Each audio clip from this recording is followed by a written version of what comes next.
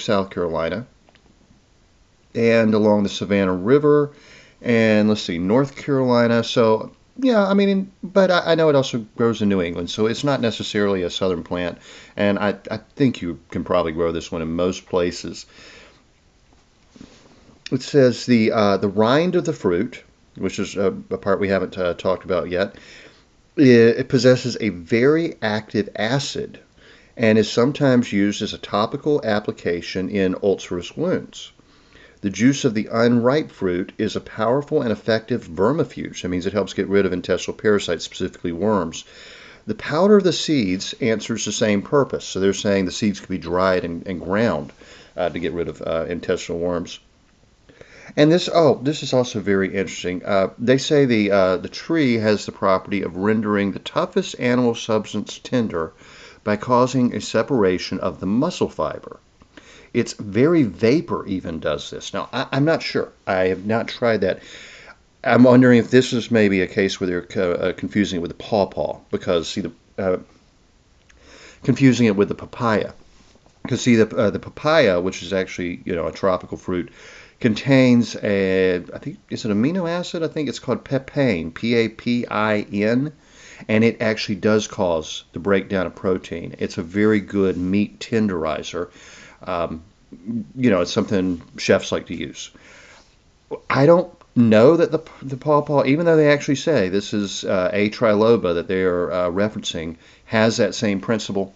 I don't know. I'm going to have to try that next time I have some tough meat and I've got some pawpaws in season, and because that would be pretty cool. I mean sometimes, especially as a hunter, you get some tough meat sometimes, and that would be another nice use for the plant, and it would add really good flavor too. I mean, like I said, it's somewhere between papaya and banana, so I mean, I could totally see that going with like pork or bear meat. Oh yeah, that'd be good. I mean, that'd be really good. Um, Pineapple can also have some meat tenderizing qualities, by the way, if you happen to live where you can grow pineapple. Oh, they went on to say, on that same subject, that newly killed meat suspended over the leaves and even old hogs and poultry, when fed on the leaves and fruit, become tender in a few hours. That would be amazing. Um, well, might be worth raising some pigs under your pawpaw trees. I mean, absolutely. Um, Pigs also love honey locust pods, by the way. And that's a really good tree that we'll get into. That's a great one to grow. Um,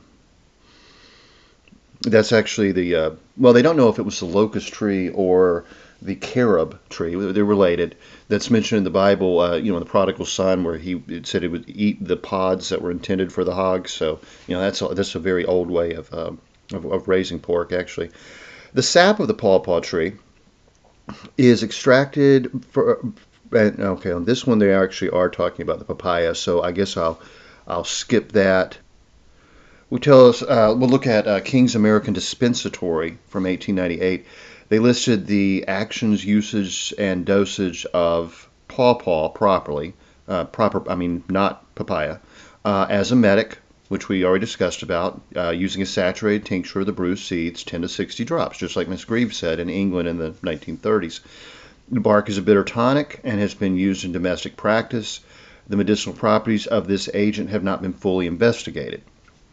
But the Peterson Field Guide for Eastern and Central Medicinal Plants, which is, that is my favorite field guide. I always recommend Peterson.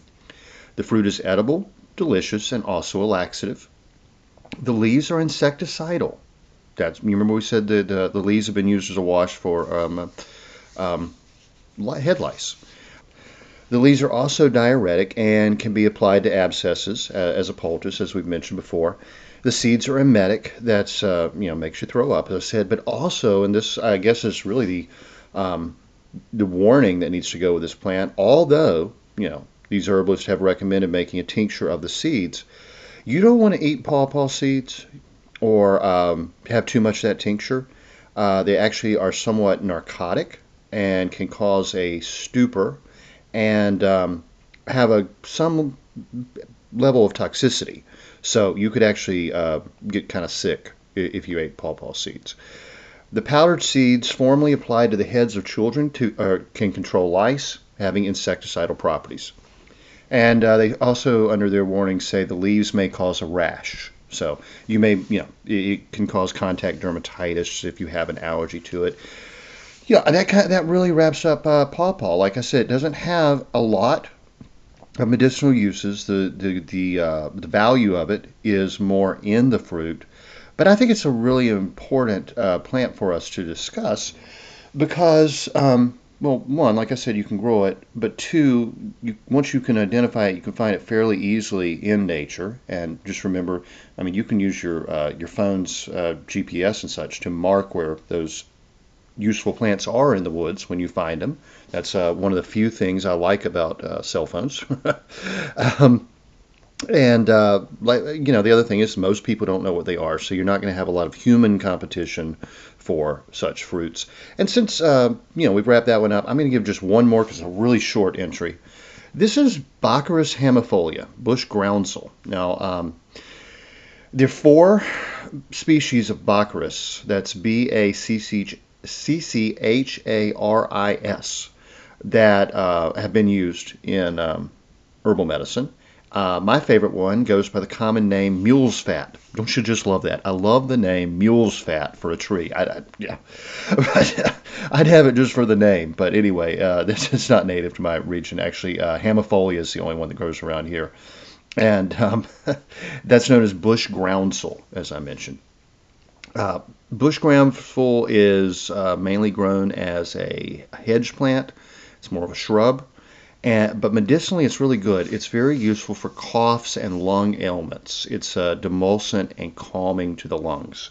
So if you have bronchial issues, as I do, definitely one to consider planting. Definitely one to be able to identify and do your research on it. Investigate. Again, that's Baccharis hemifolia bush groundsel. I am so tongue twisted today. I don't know why that is.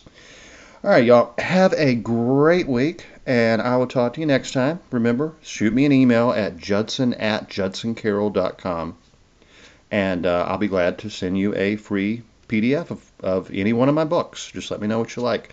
Have a wonderful and blessed Lenten season, and, get ready to celebrate Easter in 40 days, and spring a little bit earlier than that, which I'm really looking forward to. I got a lot of new things I want to grow from seed this year, and I'm just holding off on starting them just yet. So anyway, have a good one. Judson@judsoncarroll.com. Judson@judsoncarroll.com. The information in this podcast is not intended to diagnose or treat any disease or condition. Nothing I say or write has been evaluated or approved by the FDA. I'm not a doctor. The U.S. government does not recognize the practice of herbal medicine, and there is no governing body regulating herbalists. Therefore, I'm really just a guy who studies herbs. I'm not offering any advice. I won't even claim that anything I write or say is accurate or true.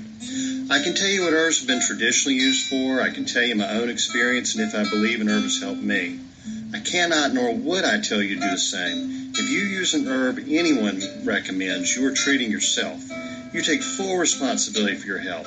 Humans are individuals and no two are identical. What works for me may not work for you. You may have an allergy, a sensitivity, an underlying condition that no one else even shares and you don't even know about. Be careful with your health. By continuing to listen to my podcast or read my blog, you agree to be responsible for yourself, do your own research, make your own choices, and not to blame me for anything ever.